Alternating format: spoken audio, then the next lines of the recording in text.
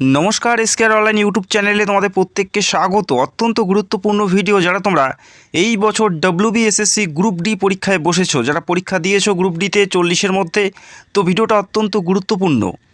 এই ভিডিওতে এই বছরের কাট আপ কেমন যেতে চলছে, সম্ভাব্য কাট আপ কী থাকবে, A to Z আলোচনা করব। প্রত্যেকটা ক্যাটাগরির SC ST UR জেনারেল এবং ফিজিক্যাল হ্যান্ডিক্যাপ যারা রয়েছে প্রত্যেকেরই কাট আপ কত হতে যাচ্ছে এবং কত পেলে তোমরা পাস করবে বা কত পেতে হবে ইন্টারভিউর জন্য A to Z ক্লিয়ার করব।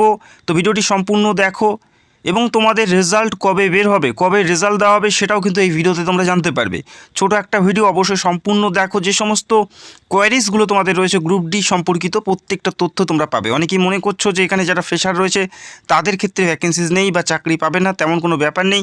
তো ভিডিওটি দেখো, প্রত্যেকটা বিষয় তোমরা বুঝে যাবে। তো ভিডিওটি সম্পূর্ণ দেখবে। তোমরা কোন জেলার থেকে ভিডিও দেখছো, পাশাপাশি তোমাদের প্রাপ্ত স্কোর কত সেটা জানাবে, কাট আপ এবং রেজাল্ট কবে দেবে সেটা নিয়ে আলোচনা করছি ভিডিওতে।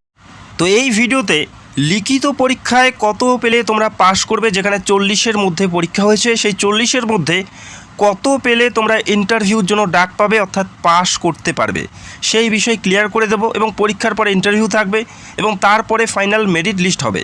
তো প্রথমে তোমাদের পাস করতে হবে পরীক্ষায়, এবং এই পরীক্ষায় পাস করার জন্য কত পার্সেন্টেজ বা কত নাম্বার তোমাদের থাকতে হবে, সেটা জেনারেল হতে পারে, OBC A, OBC B এবং SC প্রার্থী যারা রয়েছে, ST প্রার্থী, EWS প্রার্থী এবং PWD প্রার্থী, প্রত্যেকটা ক্যাটাগরির কাট আপগুলো এক এক করে দেখে নেব। তো প্রথমেই আমরা দেখে নিচ্ছি ডেটাগুলো।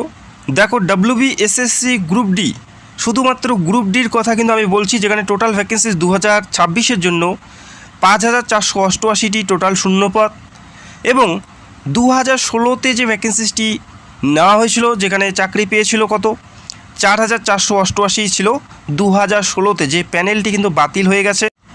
এই 4488টি যে শূন্যপদ ছিল 2016-তে, তার মধ্যে দেখো টেন্টেড ক্যান্ডিডেট 2349টি, যারা দুর্নীতি করে চাকরি পেয়েছে।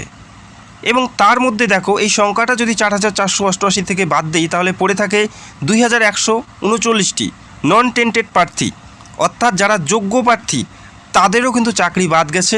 এই যোগ্য প্রার্থীরাও কিন্তু এই বছর পরীক্ষায় বসেছে, তাদের কিন্তু দেওয়া হচ্ছে 5 করে, অর্থাৎ তারা পরীক্ষায় যতই পাক না কেন তাদের কিন্তু 5 এক্সট্রা যোগ হবে। এবং ফ্রেশার প্রার্থী কত রয়েছে, এই 5888 থেকে 2139 বাদ দিলে 3349 জন ফ্রেশার প্রার্থী কিন্তু এবছর চাকরি পাবে। তবে দেখো, ফ্রেশার প্রার্থী 40-এর মধ্যে পরীক্ষা দিয়েছে এবং এক্সপিরিয়েন্স প্রার্থী 45। কেন 45? তারা 40-এর মধ্যে পরীক্ষা দেবে, প্লাস তারা 5 নাম্বার কিন্তু এক্সট্রা করে পেয়ে যাবে। বোঝা গেল? ধরো কোনো এক্সপিরিয়েন্স প্রার্থী যদি পরীক্ষায় 33 নাম্বার পায়, ধরো কোনো এক্সপিরিয়েন্স প্রার্থী 33 পেল পরীক্ষায়, তার সাথে তাদের 5 নাম্বার যোগ হচ্ছে, অর্থাৎ তারা পাচ্ছে 38 নাম্বার। এবং কোনো ফ্রেশার প্রার্থী যদি পরীক্ষায় 32 পায় বা 35 পায় এবং এক্সপিরিয়েন্সে তাদের থাকবে 0, কেননা তারা ফ্রেশার প্রার্থী। তো লড়াই তোমাদের এক্সপিরিয়েন্সের সাথে করতে হচ্ছে, অর্থাৎ 45-এর মধ্যে তোমাদের লড়াই করতে হবে। তোমরা 40-এ পরীক্ষা দিয়েছো ঠিকই, তবে লড়াই তোমাদের এক্সপিরিয়েন্স যারা প্রার্থী রয়েছে, যারা 5 নাম্বার এক্সট্রা করে পাচ্ছে, তাদের সাথে লড়াই তোমাদের করতে হবে। বোঝা গেল? এবং শূন্যপদটা দেখলে, যেখানে এই 5088-এর মধ্যে 2139 জন এক্সপিরিয়েন্স প্রার্থী রয়েছে, যারা 5 নাম্বার করে পাবে, এবং ফ্রেশার প্রার্থী 3349 জন চাকরি পাবে। কাট আপ কিন্তু আলাদা যাবে না, কাট আপ কিন্তু একটাই থাকবে। বোঝা গেল? তো তোমরা যদি মনে করো যে এক্সপিরিয়েন্স প্রার্থীরা এখানে চাকরি পেয়ে যাবে, বাকিরা কেউ চাকরি পাবে না, তাহলে কিন্তু ভুল।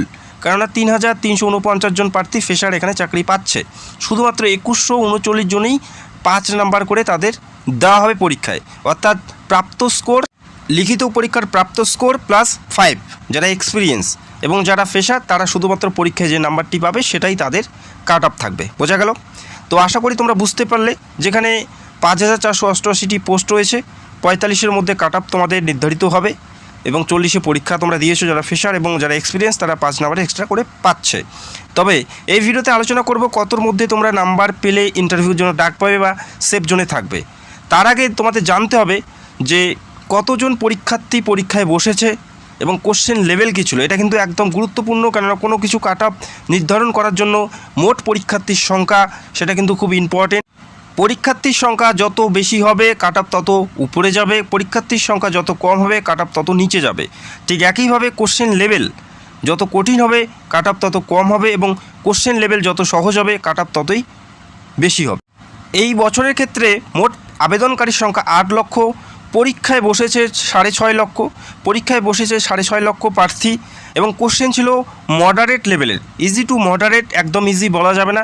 কিছু কিছু এমন প্রশ্ন ছিল যেগুলো কিন্তু পরীক্ষার কাট অফ হেরফের করার জন্য যথেষ্ট, কিছু কিছু এমন প্রশ্ন যেগুলোর উপর কিন্তু কাট অফ নির্ধারিত হবে। বোঝা গেল কোশ্চেন অল ওভার মডারেট ছিল, কিছু কিছু প্রশ্ন এমন ছিল যেগুলো কিন্তু কাট অফ হেরফের করার জন্য যথেষ্ট।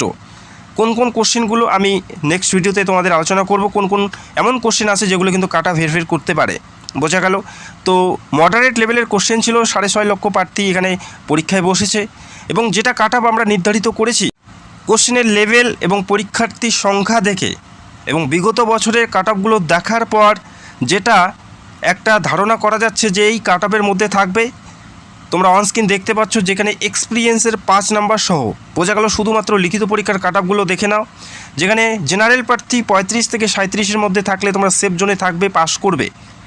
ওবিসি এর ক্ষেত্রে দেখো, ওবিসি এর ক্ষেত্রে সম্ভাব্য কাট অফ 32 থেকে 34-এর মধ্যে থাকবে। ওবিসি এর ক্ষেত্রে সম্ভাব্য কাট অফ 32 থেকে 34-এর মধ্যে। ওবিসি বির ক্ষেত্রে 33 থেকে 35-এর মধ্যে তোমরা কাট অফ দেখতে পারবে। এসসি প্রার্থী হলে 31 থেকে 32-এর মধ্যে কাট অফ কিন্তু সম্ভাব্য থাকতে পারে। এসটি প্রার্থী হলে 28 থেকে 30-এর মধ্যে, এবং যারা ইডব্লিউএস প্রার্থী তাদের 29 থেকে 31, এবং ফিজিক্যাল ডিসেবল যারা প্রার্থী রয়েছে 24 থেকে 28-এর মধ্যে কাট অফ কিন্তু সম্ভাব্য থাকতে পারে। এক্স্যাক্টলি কাট অফ বলা সম্ভব নয়, তবে যে কাট অফটা তুলে ধরা হলো এটা কিন্তু তোমাদের থাকতে পারে, সম্ভাব্য রয়েছে।